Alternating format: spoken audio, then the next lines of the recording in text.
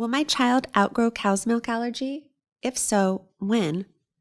So a common question we get once we've made the diagnosis of cow's milk allergy is, will my child outgrow the allergy, and if so, when? So getting back to my European background and the prevalence work I've done while based in the United Kingdom, our data in Europe and in the UK shows that the majority of children will outgrow their cow's milk allergy by about 3 years of age.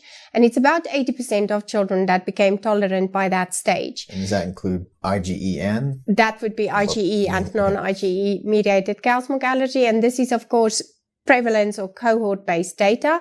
And then getting back to the infants with the proctocolitis that I referred to earlier on, they tend to outgrow the proctocolitis between 6 and 9 months after diagnosis, but most of them will be tolerant to cow's milk by about 1 year of age. Right. And in the U.S., there are differences that we see. So studies from 15, 20 years ago said by 3 to 5 years of age, most outgrow IgE-mediated allergy, but then some data over the last 10, 12 years out of tertiary referral centers, so centers that see some of the worst food allergy, more severe cow's milk allergy, showed that only 50% may outgrow it by age 10 to 12 years of age. So, but again, I think you have to take that into perspective that you're seeing some of the more severe cases, ones that are managed sometimes in private practice or even sometimes by primary care providers, often outgrow it sooner. We also know that if we can get a safer form of baked milk, which is in muffins and breads and things like that, based on patients passing a challenge observed by an allergist, at least in the United States, we do those, that may help them outgrow it sooner, based on some data that we've seen. Because we used to say just avoid it until we think you're going to outgrow it. But now if we can get these safer forms in, it does tend to help.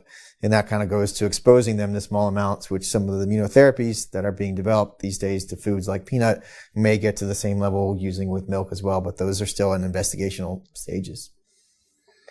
And then in terms of eosinophilic esophagitis, or EOE as we refer to it, it wouldn't be common practice clinically to reintroduce cow's milk after it's been proven to be the trigger of the EOE. There's data published from Pennsylvania indicated that in a few select cases, tolerance to cow's milk may develop, but that's definitely not the norm. And we do know from studies conducted here in the United States that milk is the most common trigger of EOE in children.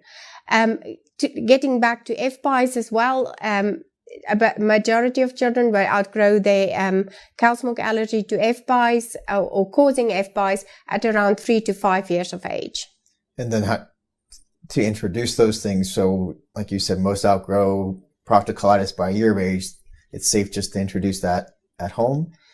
Definitely. And then, but for FPIES, those are again, like the IgE mediated, you're going to want to have a food challenge done under the observation of an allergist, right? Yes.